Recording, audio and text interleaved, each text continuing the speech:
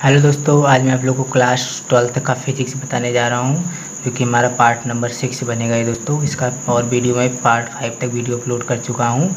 अब हमारा पार्ट 6 से चलेगा पहला लेसन वैद्युत आवेश तथा क्षेत्र का। ठीक है दोस्तों, तो आइए हम अच्छे से सीखते हैं। हमारा जो अगला पार्ट है, जो अगला पार्ट चलेगा पार्ट 6, हम उसे आप लोग को बताने जा रहे हैं। बहुत ही अच्छे से समझिएगा दोस्तों अगला पार्ट।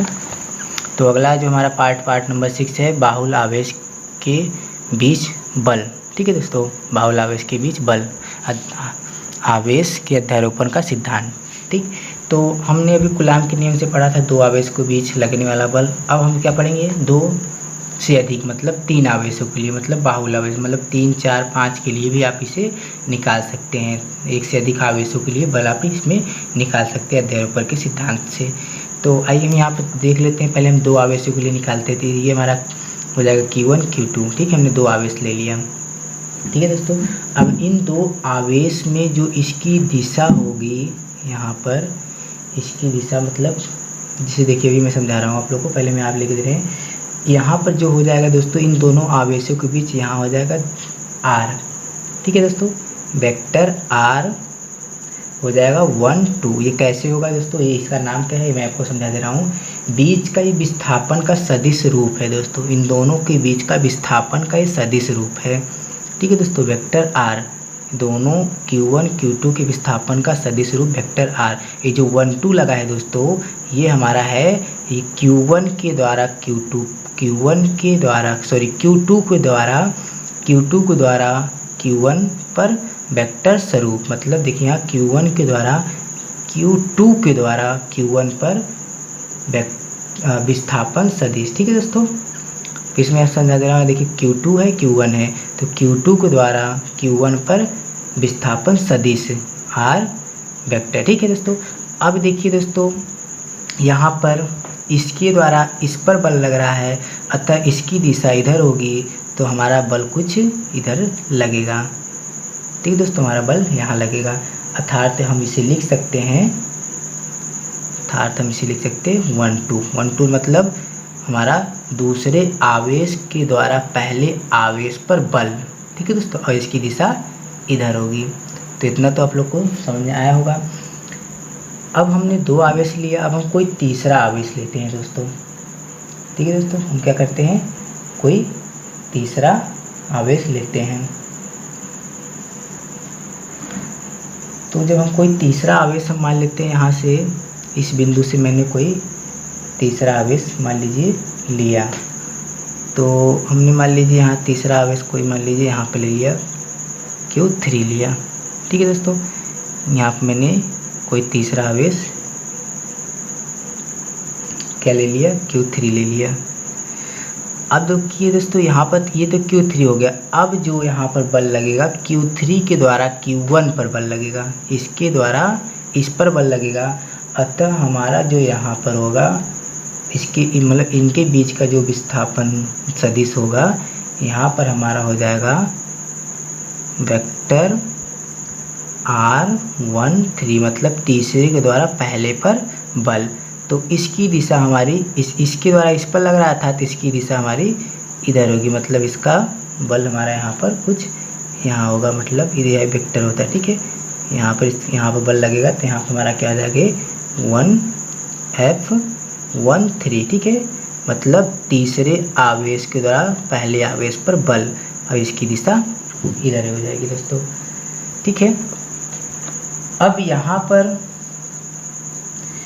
क्या लेते हैं दोस्तों, अब यहीं पर हम क्या कर लेते हैं, यहाँ पर बीच में हम कोई बिंदु O मान लेते हैं। यहाँ बिंदु O मान लेंगे, तो ये हम इससे मिला देंगे दोस्तों। ठीक है दोस्तों, ये इसको मिला देंगे, और यहाँ पर यहाँ से ये मिल जाएगा। तो जब यहाँ से ये मिलेगा, तो हमारा यहाँ पर ये हो जाएगा ये R1, वेक्टर R1। ठीक है दोस्तों, यहाँ पर हमारा क्या जाएगा R1 हो जाएगा। ये हमारा जो R1 है दोस्तों, ये स्थितिज सदिश है। ये क्या हमारा स्थितिज सदिश है। अब यहाँ पर ये जो इससे मिला, यहाँ R1 हो जाएगा, और ये ये जो मिला है दोस्तों, इससे यहाँ पे ये क्या आ जाएगा, इसकी स्थिति सदिश क्या आ जाएगी, वेक्टर R2 हो जाएगा। और ये इसकी सदिश क्या हुई है, यहाँ पे लिख सकते हैं वेक्टर R3। ठीक है दोस्तों, तीनों का मैंने स्थिति सदिश लिख दिया। इतना क्लियर हुआ दोस्तों। अब देखिए यहाँ पर मैंने यहाँ से एक आवेश मतलब दो आवेश थे, यहीं से मैंने एक आवेश यहाँ ले लिया। ठीक है, अब आप और भी आवेश यहाँ से ले सकते हैं, और भी यहाँ पर जैसे हमने लेना है तो एक आप यहाँ भी बढ़ा सकते हैं, 4 भी ले सकते हैं, यहाँ से एक यहाँ भी 5 भी ले सकते हैं, फिर यहाँ से 6 ले सकते हैं। आप एक से अधिक आवेश निकाल सकते हैं। ठीक है दोस्तों, मैं 3 बता दे रहा हूँ, आप 3 के ऊपर निकाल सकते हैं। जैसा इसका नाम है बाहुल आवेश, मतलब एक से अधिक आवेश के बीच आप बल इसमें से निकाल सकते हैं दोस्तों। ठीक है दोस्तों, तो हम यहाँ पर 3 ही बता रहे हैं आप लोग को। तो आइए समझते हैं। मैं यहाँ पर फिर समझा दे रहा हूँ दोस्तों, इसके द्वारा बल इस दिशा में लगेगा, अर्थात इसकी दिशा इधर होगी। इसके द्वारा इसका बल इस दिशा में लगेगा, अर्थात इसकी दिशा इधर होगी दोस्तों। ठीक है दोस्तों, और अगर बीच में भी लिखा जाता है तो ये हम लिख सकते हैं यहाँ पर, यहाँ भी हमारा इधर पूरा जाएगा तो हम यहाँ पर लिख सकते हैं FR। ठीक है दोस्तों, ये FR। ठीक, तो यहाँ पर ये दिखाना कोई ज़रूरी नहीं है, बस आप लोग को यहाँ पर ये दिखाना है इसकी दिशा इधर है, इसकी दिशा इधर है। ठीक है दोस्तों, इसकी दिशा इधर जाएगी, इसकी दिशा इधर जाएगी। और कैसे जा रहा है ये आपको समझ आ ही गया होगा। तो यहाँ पर मैं फिर से समझा दे रहा हूँ, दूसरे आवेश के कारण पहले पे बल, मतलब इसके द्वारा इधर बल लग रहा है इसलिए दूसरे आवेश के कारण पहले बल। अब इसके द्वारा इधर बल लग रहा है इसलिए यहाँ जाएगा तीसरे आवेश के द्वारा पहले पे बल। तो आइए हम समझते हैं F इक्वल टू, आप लोग सूत्र तो पढ़े ही होंगे, तो निकालते हैं यहाँ पर सूत्र। ठीक है दोस्तों, तो F इक्वल टू, यहाँ पर जो हमारा F है वो हमारा वेक्टर में है, तो वेक्टर F12 मतलब दूसरे आवेश के कारण पहले पे बल। तो 12 हो जाएगा क्या, 1/4 पाई F0 हमारा क्या होता है Q1 Q2 अपान क्या हो जाएगा R का स्क्वायर, यहाँ भी हो जाएगा हमारा क्या 1 2। ठीक है, दूसरे आवेश के कारण पहले पर क्या है, दूसरे आवेश के कारण पहले का विस्थापन सदिश रूप है दोस्तों, ये R12। ठीक है, अब आगे हम लिख लेते हैं अगला वेक्टर। ये जो होता है R12 मैंने आपको फिर से बता दिया। अब ये यहाँ पर दिशा बताने के लिए दोस्तों, यहाँ पर ये हमने लगा दिया वेक्टर में R12। ठीक है, ये दिशा व्यक्त करने के लिए इसका प्रयोग होता है। इसके पिछले वीडियो में आप इसके बारे में अच्छे से पढ़ाया हूँ, आप वहाँ से पढ़ सकते हैं। ठीक है दोस्तों, तो ये हमारा एक हो गया 1 2 के लिए। अब आगे हम निकालते हैं वेक्टर F हो जाएगा 1 3 के लिए, तो यहाँ हो जाएगा हमारा 1/4 पाई F0 और क्या आ जाएगा Q1 Q2 नहीं दोस्तों, Q1 Q3 क्या आ जाएगा Q1 Q3, क्योंकि यहाँ पर तीसरा आवेश निकाल लेना है, Q1 Q3 हो जाएगा। और यहाँ पर हमारा हो जाएगा R का स्क्वायर 1 3 हो जाएगा। ठीक है दोस्तों, अगला यहाँ पर लिखेंगे हम R वेक्टर R, यहाँ जाएगा 1 3। ठीक है, ये दूसरा हो गया। ठीक है, यहाँ पर हमारा 2 निकल गया।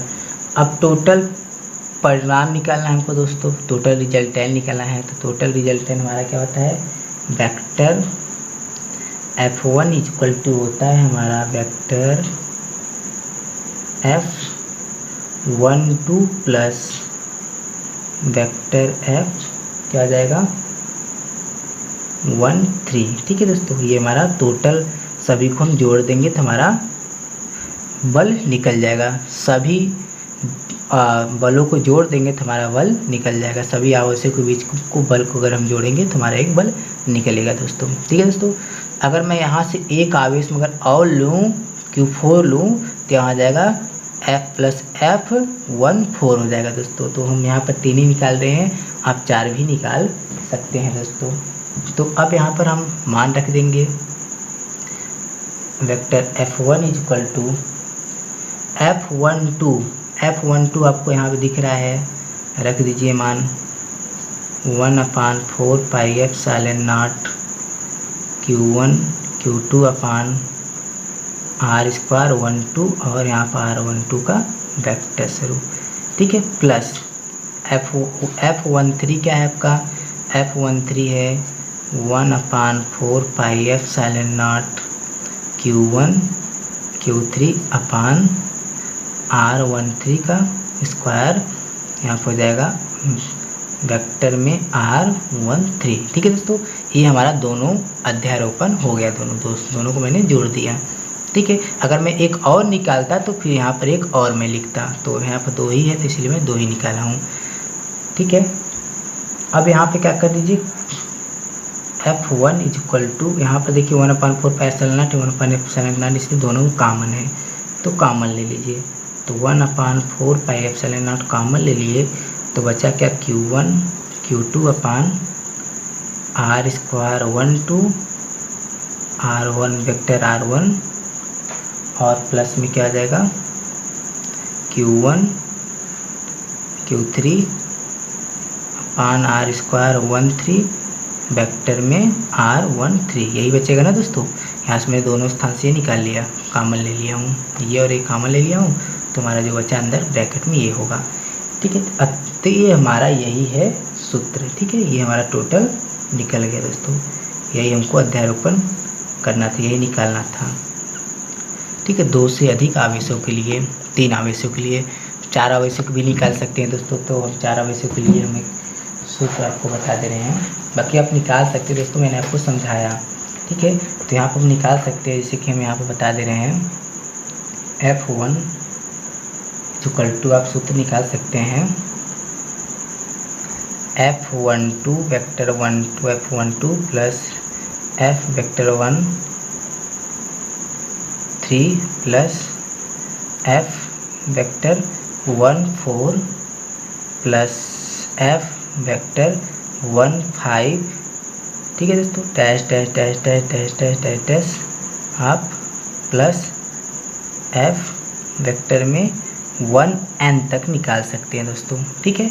आप इससे निकाल सकते हैं, तो मैंने यहाँ पर 3 के लिए निकाला है, आप 4 और 5 तक की भी निकाल सकते, मतलब n तक की इसमें निकलेगा। जैसा इसका नाम है बाहुल आवेश, तो आप यहाँ से n तक भी निकाल सकते हैं। यहाँ से एक और लीजिए दूरी, यहाँ पर 4 हो जाएगा, फिर एक और लीजिए 5 हो जाएगा, एक और लीजिए 6 हो जाएगा। तो ऐसे आप कहाँ तक निकाल सकते हैं दोस्तों, n तक निकाल सकते हैं। तो यहाँ पर आप लोग इसका स्क्रीनशॉट ले लीजिए, ठीक है दोस्तों। अब मैं इसी के आगे बताऊंगा थोड़ा से,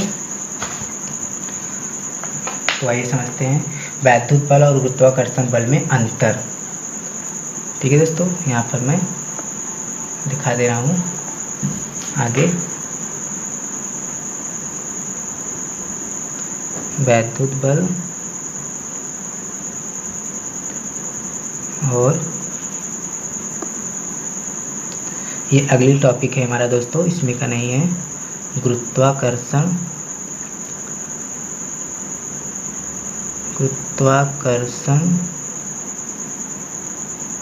बल में अंतर, ठीक है दोस्तों। तो ये हमारी अगली हेडिंग है, तो आइए हम इसे समझ लेते हैं, दोनों में अंतर। तो ये जो हमारा होता है,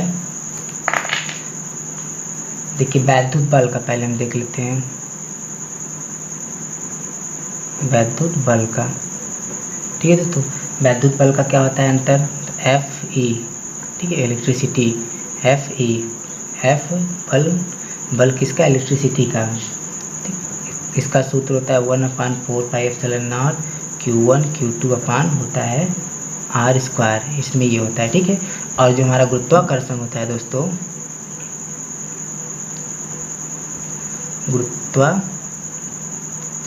गुरुत्वाकर्षण बल जो होता है, गुरुत्वाकर्षण बल क्या होता है दोस्तों, यहाँ पर Fr होता है दोस्तों।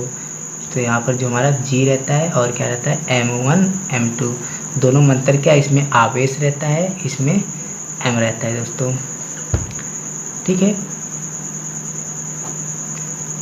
तो यहाँ पर M जो होता है मैग्नेटिक है आपका, और जहाँ पर यहाँ पर नीचे क्या होता है आर स्क्वायर, इसमें भी आर स्क्वायर, इसमें भी आर स्क्वायर, और यहाँ कांस्टेंट वैल्यू जी है, यहाँ कांस्टेंट वैल्यू 1/4πε0 है। बस अंतर ये है कि इसमें आवेश रहता है, इसमें मैग्नेट रहता है। ठीक है दोस्तों, तो जहाँ आप लिख सकते हैं जी क्या है हमारा दोस्तों एक कांस्टेंट वैल्यू, मतलब जहाँ जी हमारा सार्वत्रिक गुरुत्वाकर्षण है, आप ऐसे भी लिख सकते हैं दोस्तों, सार्वत्रिक गुरुत्वाकर्षण